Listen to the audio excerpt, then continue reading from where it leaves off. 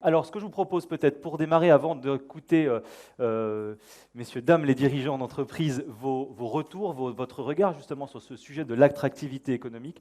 Madame la Présidente le citait tout à l'heure, effectivement, chaque année, Choose Paris Région et Paris Capital Économique s'allient pour développer cette étude sur l'attractivité. Et Fouad, Chloé ainsi que Frédéric, vous êtes venus avec quelques résultats à nous communiquer. Je vous laisse la parole.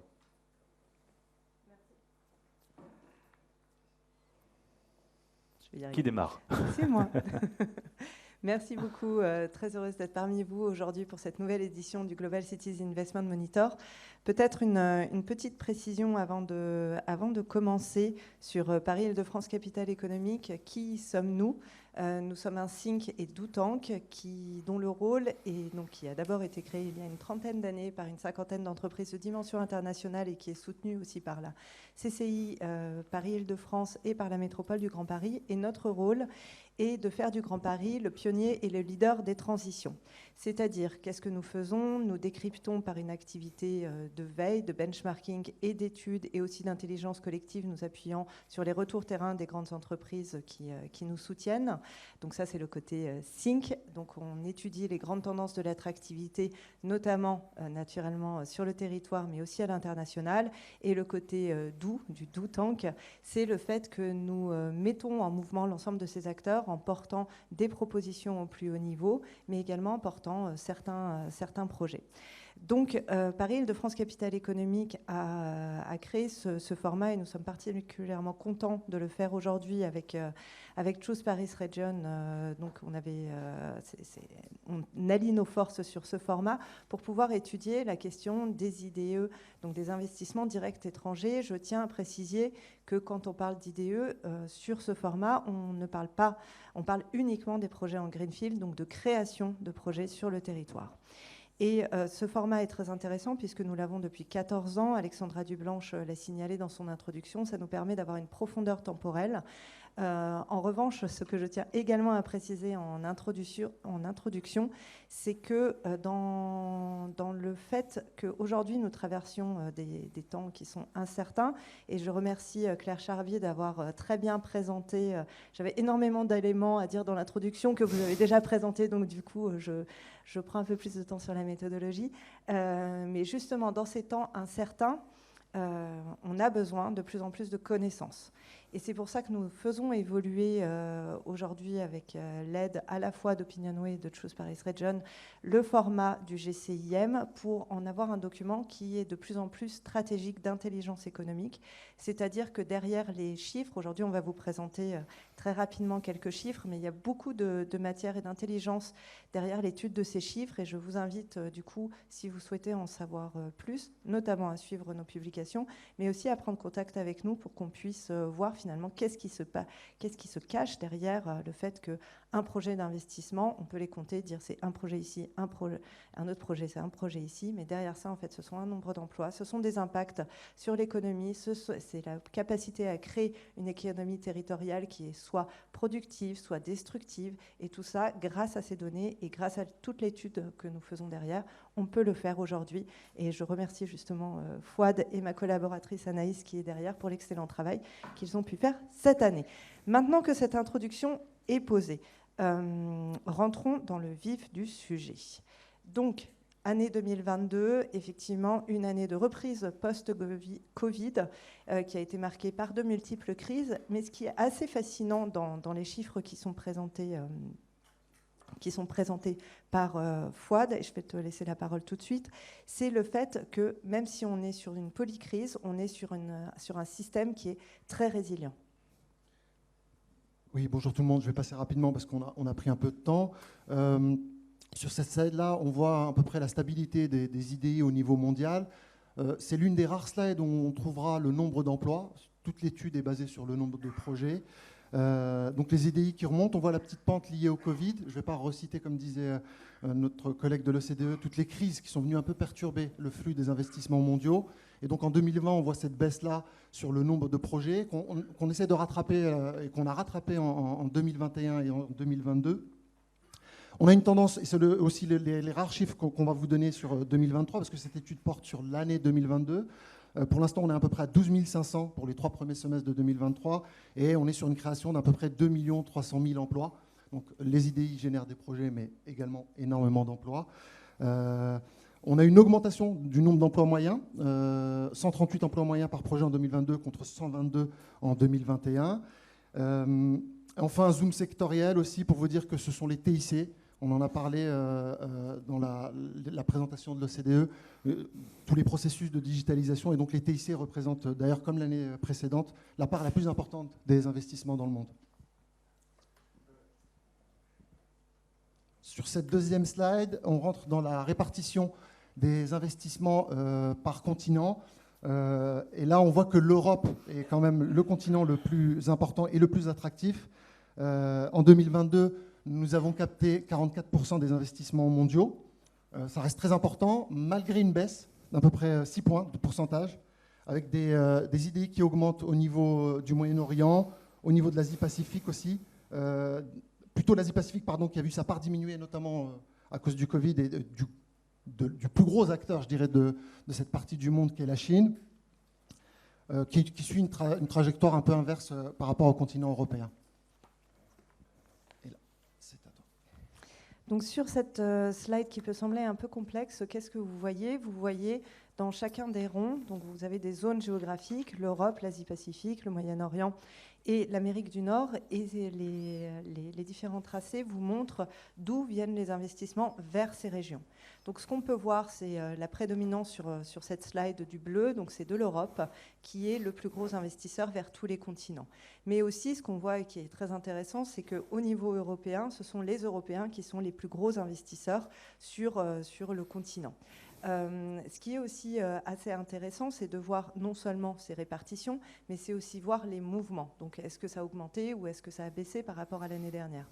Les investissements intra-européens qui avaient fortement augmenté du fait du Covid, là, sont en train de ralentir donc dans l'Europe elle-même. En revanche, les investissements venant de l'Amérique du Nord sont en train d'augmenter. Ce qui est aussi extrêmement intéressant sur cette slide, c'est de voir la répartition dans la région du Moyen-Orient. Vous voyez qu'on a une répartition qui est extrêmement équilibrée. Donc on pourrait dire que c'est un modèle qui est résilient, puisqu'il y a des investisseurs qui viennent de l'ensemble des régions du monde de façon importante, et notamment c'est la part africaine, et c'est là où le continent africain investit le plus du fait naturellement de la proximité géographique. Ce qui est aussi intéressant... Non, c'est bon.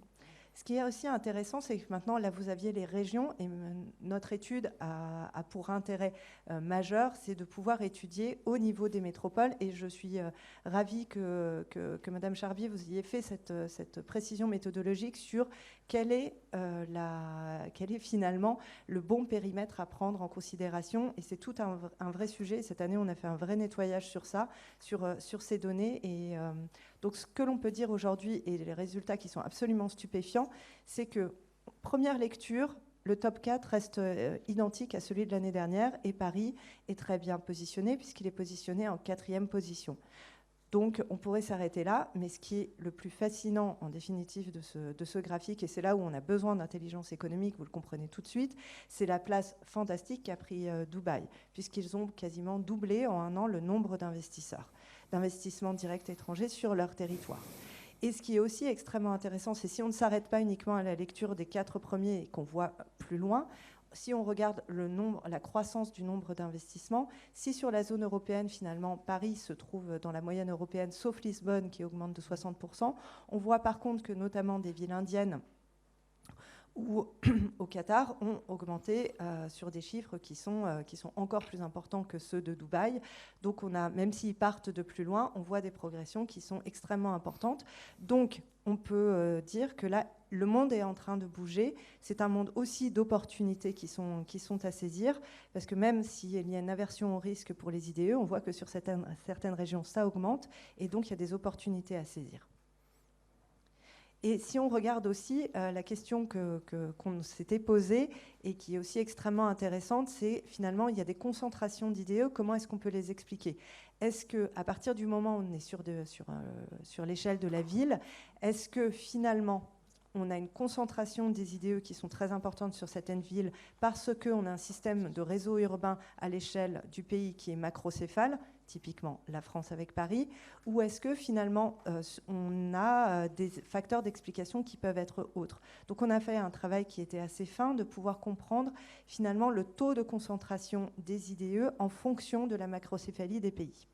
Et donc ce que l'on voit sur ce graphique, qui est assez complexe à comprendre, il faut rentrer dans le détail, on n'en aura pas le temps, c'est qu'en définitive, on a différents types de modèles. On a des modèles macrocéphales où il y a une cohérence entre le fait d'avoir une très grosse ville, puisque donc Paris, parce que c'est macrocéphale, mais par contre le cas de l'Allemagne est intéressant, où justement on a une répartition du système économique sur plusieurs régions, sur plusieurs villes, et on a malgré tout 2 villes, Francfort et Berlin, qui arrivent parfaitement à tirer leur épingle du jeu en dépit de cette répartition régionale beaucoup plus équilibrée qu'en France. Ensuite, ce que nous avons fait, c'est on est allé regarder sur le top 4 quels sont les profils économiques pour pouvoir voir finalement quelles sont les stratégies d'attractivité et quels sont ces profils d'attractivité. Donc là, vous voyez au niveau de ces 4 villes, donc Dubaï, Londres, Singapour et Paris, notre top 4, quels sont les principaux pays sources. Sur Dubaï, donc ce cas un petit peu étonnant pour cette année, on voit que les investissements principaux viennent du Royaume-Uni, des États-Unis et de l'Inde. De l'Inde parce qu'il y a des accords commerciaux qui ont été signés en 2022. Le Royaume-Uni qui investit très largement aussi à Dubaï. En revanche, sur Londres, ce que l'on voit, c'est qu'on a une répartition où là, c'est toujours un petit peu compliqué. C'est aussi ce qui est fascinant dans ces données, c'est qu'on voit bien les États-Unis qui, finalement, est-ce que les États-Unis, c'est un bloc face à l'Europe, face à la Chine, et nous, là, on fait France, Allemagne, Pays-Bas, donc finalement, on a un morcellement face à un géant économique que sont les États-Unis. Donc il faut toujours voir ce que ça peut donner. Mais toujours est-il qu'on est quand même à l'échelle des pays et pas à l'échelle des blocs. Et ce que l'on voit, c'est que vers Londres, on a un investissement massif des États-Unis et malgré tout un investissement par rapport à la France à post-Brexit et de l'Europe en général qui se maintient. Donc on va le voir par la suite, les facteurs d'explication. Et ce que l'on voit ensuite par rapport aux 4 modèles d'attractivité, c'est que si on regarde maintenant pas uniquement en termes de volume, mais en termes de qu'est-ce qui vient sur les pays. Donc on voit un profil équilibré de Dubaï à nouveau, où il y a du sales marketing, des headquarters, de la recherche et développement et du manufacturing, avec un profil de Singapour qui est le plus attractif en termes de manufacturing, où par contre la Paris se maintient relativement bien par rapport à Londres. Ce qui est fascinant par rapport à Paris, et c'est très heureux parce que c'est absolument crucial pour le monde de demain, des investissements, où là on se place dans la première position sur la R&D. En revanche, si tu veux revenir, là où Paris n'est pas bon, et ça les chiffres de la France de façon globale ne sont pas bons, c'est sur la capacité à attirer des sièges sociaux, où là il y a un effort à faire, ce qui peut être surprenant dans une métropole qui est connue pour être un centre d'affaires important et notamment une ville de services. Ensuite, par rapport à ce graphique, qu'est-ce que ça nous apprend? Parce que derrière des IDI, ce que je vous ai dit, c'est qu'effectivement, on peut dire un projet, c'est un projet d'investissement, c'est un projet d'investissement. Mais ce n'est pas uniquement ça. C'est derrière, ce sont des créations d'emplois, donc en global et en emploi moyen par IDE, où là, ce qu'on peut voir, c'est que Dubaï se situe non pas en premier, mais là en deuxième pour le nombre d'emplois total et dernier en termes d'emplois moyens par les IDE. Donc on a plutôt beaucoup d'IDE, mais plutôt petit en nombre d'emplois, tandis que Singapour se passe cette fois-ci en première position, à la fois en termes de création d'emplois et en termes d'emplois moyens par IDE. Et ce qu'on a au niveau de la position de Paris, c'est une position qui est moyenne. Au niveau... non, ça c'est... Oui, c'est à toi. Non. Rapidement, je vois que... Donc là, c'est une slide aussi, c'est une des grandes surprises avec le classement que vous a montré Chloé sur le positionnement de Dubaï par rapport à l'Île-de-France. Là, c'est un autre étonnement de notre étude. On était toujours très très bien placé, on l'est encore cette année, sur le classement des centres de R&D. Et on voit deux grandes, enfin on peut appeler ça des métropoles, mais plutôt même des mégalopoles indiennes qui sont arrivées cette année dans les 2 premières places, avec 72 et 52, donc Bangalore et Hyper Haddad, principalement des projets de R&D qui viennent des États-Unis. On voit Barcelone qui est passé devant nous par rapport au classement de l'année dernière. On est encore 4e sur ce classement-là. Ce qu'on peut dire sur Barcelone, c'est que ils ont quoi, 5-6 projets de plus que nous. Quelques entreprises franciliennes qui ont investi à Barcelone. Il n'y a pas beaucoup d'entreprises barcelonaises ou catalonnes qui sont venues ici en Île-de-France, ça je tenais à le faire remarquer. Sur l'Inde, donc la région de Telangana et de Karnataka, c'est beaucoup d'investissements dans les TIC. On parlait des talents tout à l'heure. L'un des points forts de ces deux régions indiennes, c'est également la disponibilité des talents, basée sur un enseignement qu'on appelle les ITT qui est très performant. Une capitale qu'on n'avait pas vue aussi dans les classements précédents, c'est Varsovie. On a une tendance à faire des benchmarks et à regarder l'espace concurrentiel de l'Europe de l'Ouest.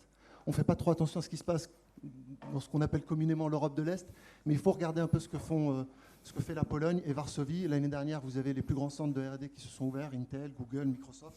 Donc ce sont des régions qui deviennent de plus en plus compétitives. Je vais passer rapidement. Là, c'est les IDI dans le tourisme. Donc première région européenne, deuxième région mondiale après Dubaï. Donc Dubaï, vous avez vu, qui arrive dans pas mal de classements. Là, c'est important de montrer aussi cette slide-là, notamment l'évolution, le fait qu'on soit deuxième. On a été regarder aussi si les Jeux Olympiques avaient un impact dans ce qu'on appelle le cluster tourisme.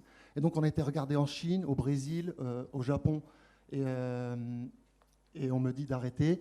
Et pour vous dire que les Jeux Olympiques impactent ce cluster-là au regard de d'autres clusters également, mais particulièrement celui-ci. Merci beaucoup. Alors, je vous propose de faire une première petite pause sur la présentation de ces résultats parce que c'est très très dense.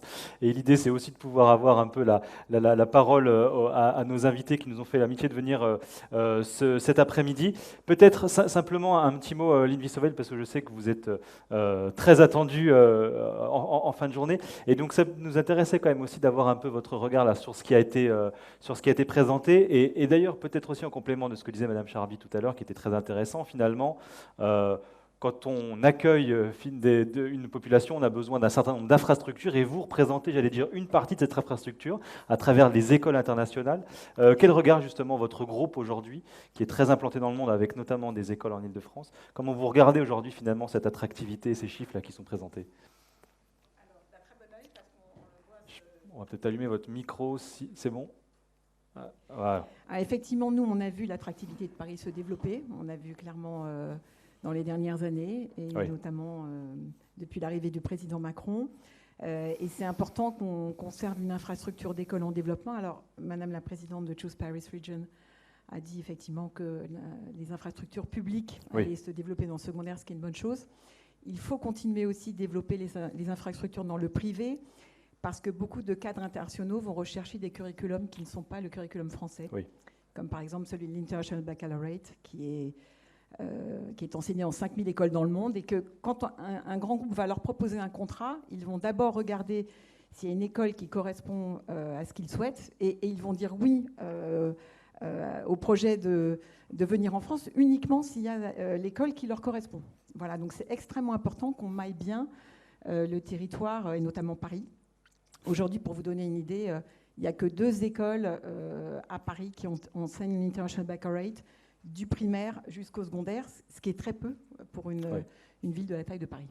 Et effectivement, parce que quand un cadre international finalement arrive dans une métropole, il veut une cohérence, une continuité finalement de l'éducation de ses enfants, c'est ça le sujet. En fait, vous avez par exemple des Asiatiques qui vont passer 3 ans à Paris, ils vont chercher un curriculum enseigné en anglais, comme l'International Baccalaureate, puis après ils vont être dans un autre pays, un autre pays, un autre pays. Ils veulent s'assurer qu'il y a une continuité pour leurs enfants et c'est bien normal. Et donc finalement, c'est une expression que vous m'avez dite en préparant cet entretien que je trouvais très intéressant, finalement, pas d'école internationale, pas de cadre expat en fait. Exactement. C'est aussi simple que ça. Pas d'école internationale, pas de cadre expat. C'est quoi les enjeux pour vous aujourd'hui sur le territoire francilien? Alors nous, on cherche à développer nos écoles sur le territoire francilien. Moi, j'en profite, j'ai une requête à faire.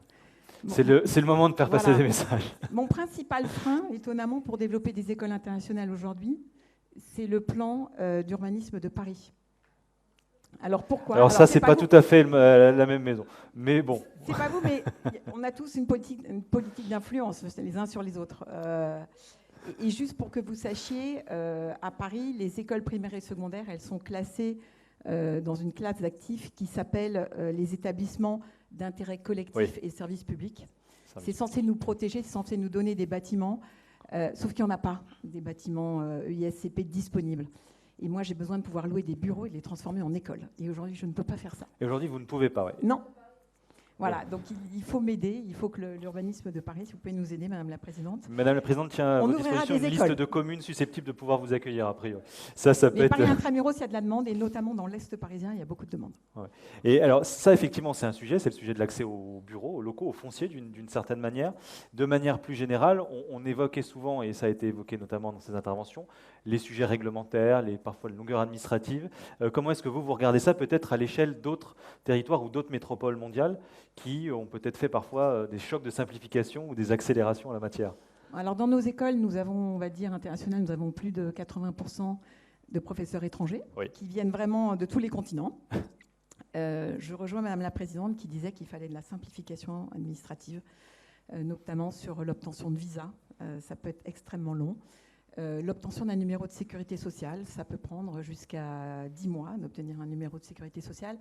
Et moi, j'adorerais un guichet unique où dès l'instant où on a fait un contrat de travail à durée indéterminée, on a obtenu le visa, dès qu'on arrive sur le territoire français, on obtient son numéro de sécurité sociale et tout ça, c'est fait de façon automatique. Bien sûr. Et on n'est pas obligé d'aller dans une administration différente et d'attendre de très longs mois parce que l'onboarding des professeurs étrangers, c'est compliqué et eux-mêmes, ils le ressentent, ils trouvent ça incroyablement compliqué quand ils arrivent en France. Et puis une dernière chose, la fin du Mobilipass à Paris, ce n'est pas une bonne nouvelle, parce que ça nous permettait, le Mobilipass, ça nous permettait de proposer des agences de relocation qui, pour la valeur du Mobilipass, qui était de 1 800 € hors taxe, acceptaient de trouver le logement pour nos professeurs. Et on sait que trouver même ne serait-ce qu'un 2 pièces à Paris, c'est compliqué, c'est le cœur du marché. Et il faut aider les jeunes professeurs étrangers qui arrivent à se loger.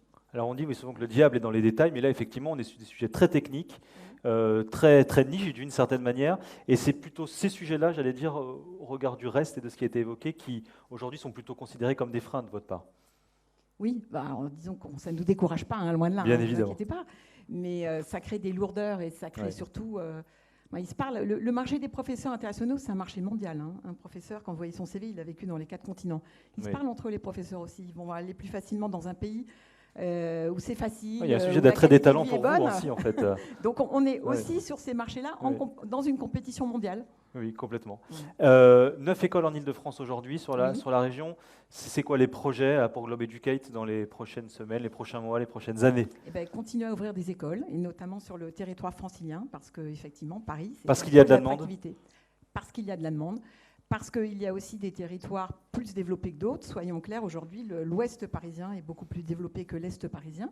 Et parce qu'on croit dans l'avenir de Paris, on est convaincu que les JO vont avoir des retombées majeures et que ça va donner de plus en plus envie à des expatriés de venir en France et qu'il faut qu'on aide notre belle région à mailler effectivement des infrastructures de premier plan comme les écoles internationales. Effectivement. Bon, merci beaucoup Lynn Sauveil pour cet éclairage. On doit vous libérer parce que vous êtes très sollicité et très attendu. Donc je vous propose de l'applaudir pour la remercier d'être venue passer ces messages. Merci beaucoup en tout cas. Et merci d'avoir effectivement pris le temps d'évoquer ces sujets avec vous.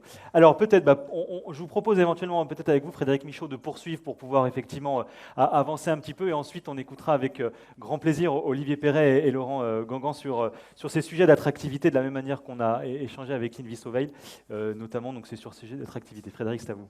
Merci beaucoup. Bonjour à tous. Alors, peut-être avant d'entrer dans le détail des résultats, vous expliquer très brièvement la méthodologie que nous avons mobilisée pour la réalisation de cette étude quantitative. D'abord, nous avons interrogé un échantillon de 200 entreprises de 50 salariés et plus qui sont implantées à l'international. Et cet échantillon est représentatif des investisseurs internationaux. Les personnes qu'on a interrogées, ce sont des dirigeants, des responsables d'entreprise, PDG, vice-président, DG, DAF, directeurs commerciaux, marketing, etc. etc. Cette année, nous sommes passés de 15 pays à 8 pays avec une approche en double cible. D'abord, le top 3 des pays qui investissent le plus à l'international, sauf la France évidemment. Donc les États-Unis, le Royaume-Uni, l'Allemagne et puis l'Inde. Et puis en cible 2, les investisseurs en croissance, les Émirats arabes unis, Singapour, Hong Kong. On voulait interroger Israël, mais évidemment en raison la situation géopolitique, nous avons remplacé Israël par le Danemark. Et puis, chaque fois, la représentativité de cet échantillon était assurée par une pondération en termes de secteur d'activité, de pays du siège de l'entreprise, de chiffre d'affaires. Les interviews ont été réalisées par téléphone il y a quelques jours à peine. Je vous propose donc de découvrir les résultats avec cette première question. Parmi les métropoles ou grandes capitales mondiales, quelles sont les 3 qui vous semblent aujourd'hui être les plus attractives pour l'implantation des entreprises en général, que ce soit pour votre entreprise ou pour une autre? C'est Paris, 50%, qui se classe en tête et qui apparaît donc comme la métropole la plus attractive pour les investisseurs que nous avons interrogés, devant New York, 44%, Londres complète ce trio de tête, 36%, Berlin un peu plus bas, 23%, donc plus que 2 fois moins que Paris.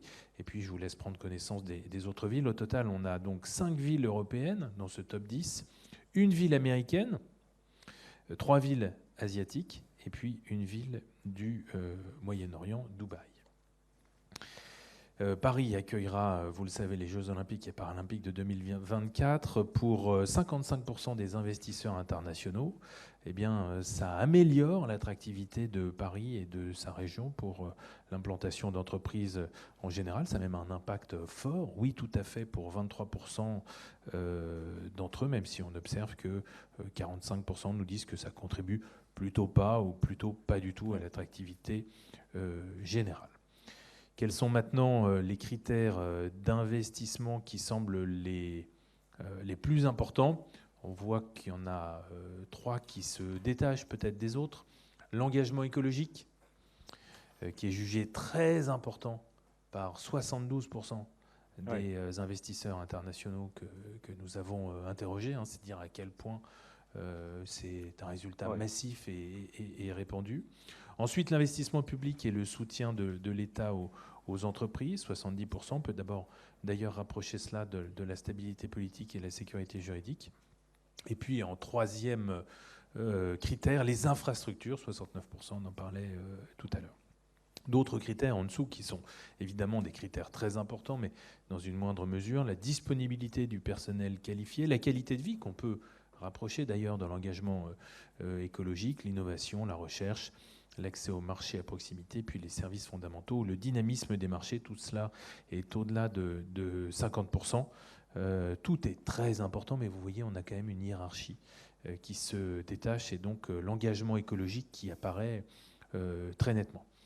Et d'ailleurs, nous avons interrogé sur chacun de ces critères les investisseurs en leur demandant, à travers une question ouverte, donc il n'y a pas d'item de réponse, quelle était pour eux la métropole qui est la plus attractive pour l'implantation des entreprises en général sur ce critère.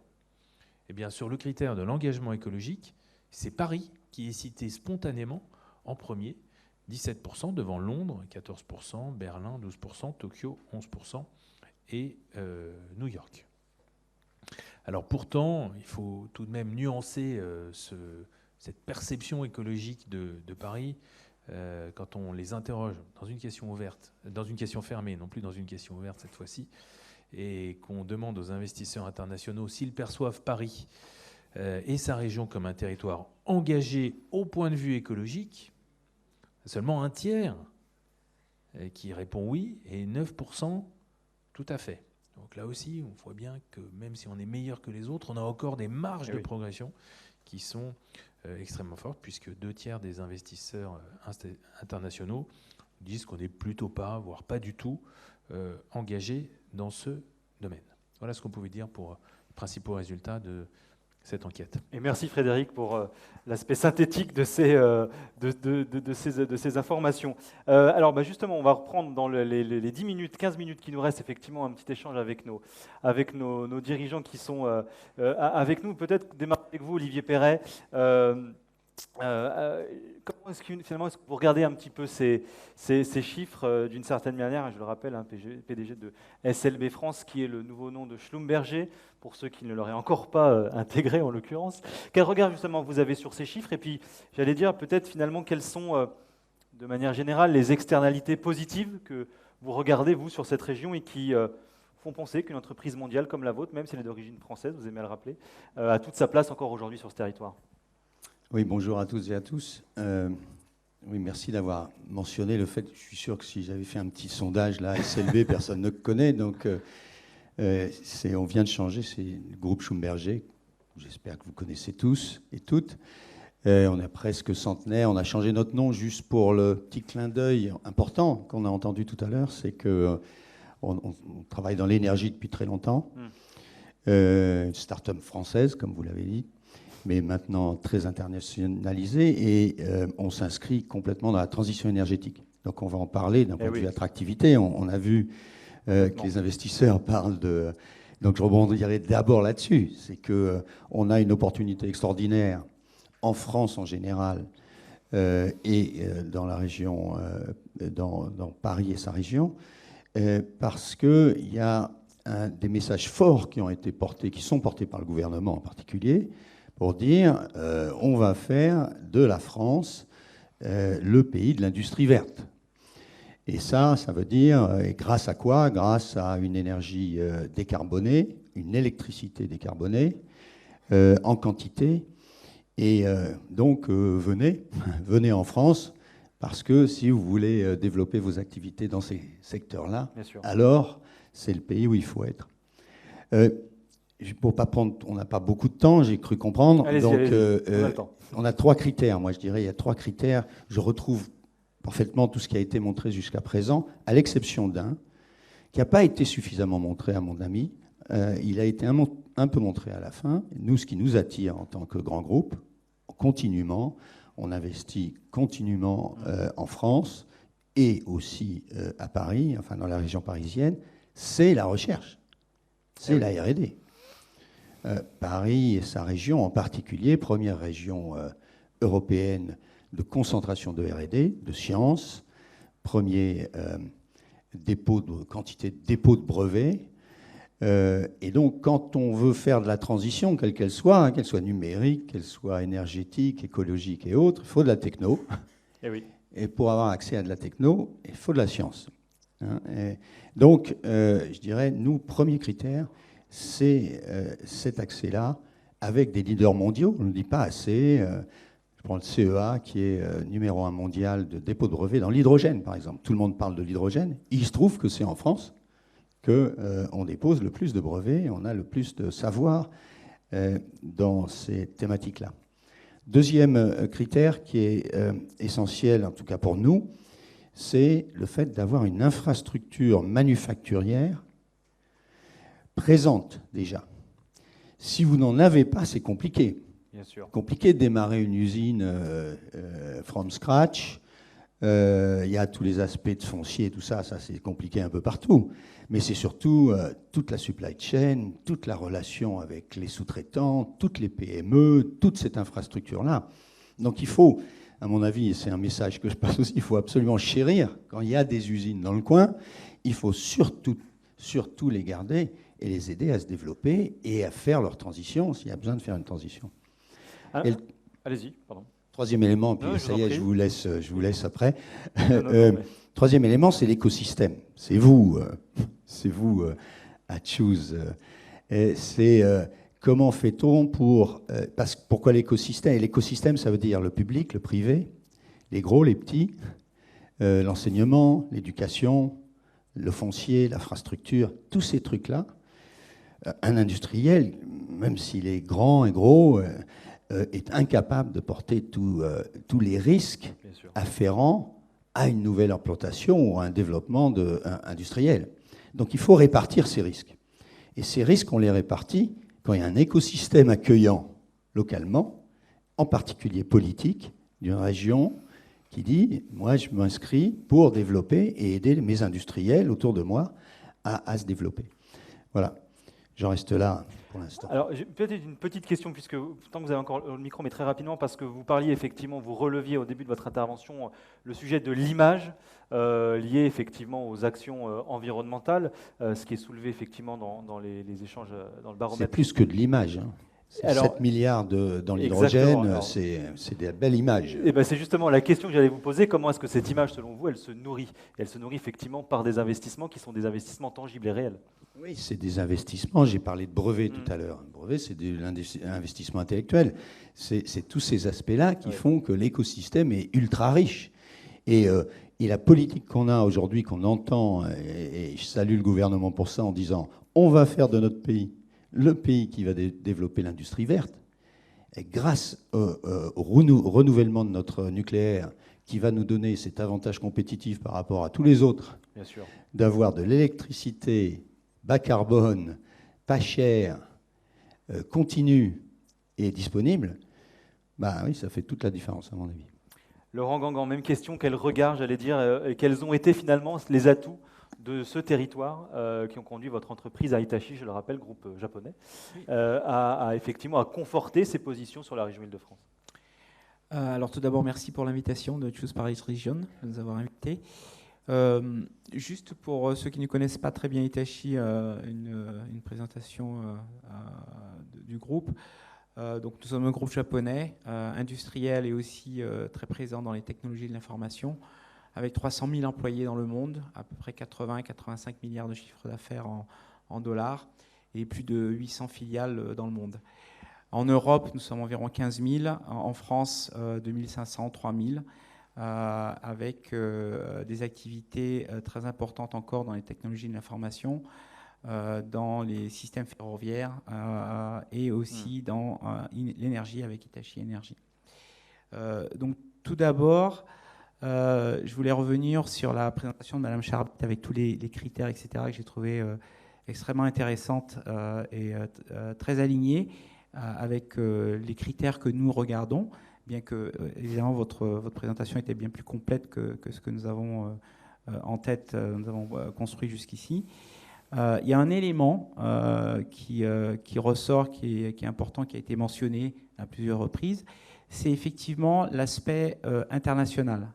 Il y a l'aspect international sur la partie lycées internationaux, etc., universités, et je dirais même sur la partie R&D et innovation. L'une des choses que nous regardons est la capacité des laboratoires de R&D de faire venir des chercheurs étrangers. C'est très, très, très important. Bien sûr, dans les technologies, sur les marchés internationaux, l'anglais et la langue, on va dire, est devenue la lingua franca, mais ça va bien au-delà de ça. C'est pas une question de langage, c'est une question de pouvoir attirer les talents et de pouvoir créer effectivement cet écosystème de chercheurs, cet écosystème de start-up, cet écosystème de sociétés qui peuvent collaborer. Donc cet élément est extrêmement important. Ça c'est le critère numéro 1. C'est le critère numéro 1, c'est en fait, quand on lance de nouvelles activités économiques, on pense en termes d'accélération, c'est-à-dire le progrès qu'on réussit à établir, par exemple des phases initiales de l'idée jusqu'au développement d'une nouvelle activité. Et on pense aussi en termes d'une autre manière, c'est un peu l'autre côté du miroir, sur les barrières, par exemple les barrières administratives, les barrières de communication, tout ça rejoint un terme de productivité. Alors, ce qui est intéressant, et je vous pose une question peut-être un peu plus personnelle, mais vous avez vécu une dizaine d'années, je crois, en Californie, dans la Silicon Valley. Qu'est-ce que, finalement, qu'est-ce qui vous a le plus marqué quand vous êtes revenu ici? Alors, rassurez-nous et dites-nous que les choses ont un petit peu changé quand même au cours des 10 dernières années, mais qu'est-ce qui vous a le plus marqué, effectivement, votre retour, et comment vous avez regardé, considéré, effectivement, l'écosystème francilien, justement? Alors, la première chose qui m'a marqué, c'est, on va dire, les choix d'emploi et on va dire un peu la culture des plus jeunes générations. J'ai vraiment vu une différence sur quand on allait dans des meetings ou bien par exemple à WeWork où on voyait des startups, sur les jeunes générations qui sont résolument portées vers l'entrepreneuriat. On a l'impression que le modèle de réussite a changé. Et avec cela aussi, on va dire la propension à parler anglais systématiquement. C'est l'aspect culturel. L'aspect culturel, et pas parce que, encore une fois, l'anglais c'est simplement un mode de communication que tout le monde adopte. Ça, c'est la chose qui nous a marqué le plus. Le deuxième point, effectivement, c'est l'effort et les investissements du gouvernement, des différentes régions dans tout ce qui est l'innovation. Le principe d'innovation, le principe d'aide aux startups et les concepts d'accélération, d'accélérateurs. Olivier Perret, peut-être un petit mot pour terminer sur ce sujet. On posait la même question tout à l'heure à Lynn Vissovail, mais qu'est-ce qui, pour une entreprise mondiale comme la vôtre, qu'est-ce qu'il vous manque aujourd'hui peut-être sur ce territoire? Qu'est-ce que vous aimeriez voir davantage accéléré ou davantage développé? Moi, il ne me manque rien. Formidable, tout merci. Va bien, tout va bien.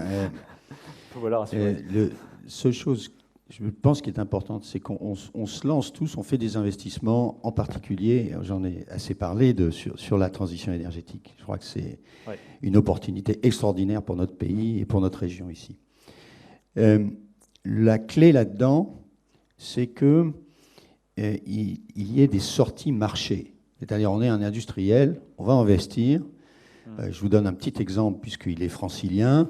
On a créé une start-up, en fait, intrapreneuriale, qui s'appelle Celsius Energy, qui développe la géoénergie, c'est-à-dire qui va vous aider à décarboner un bâtiment comme celui-là, en allant chercher l'énergie géothermique dans le sous-sol, à quelques dizaines ou centaines de mètres.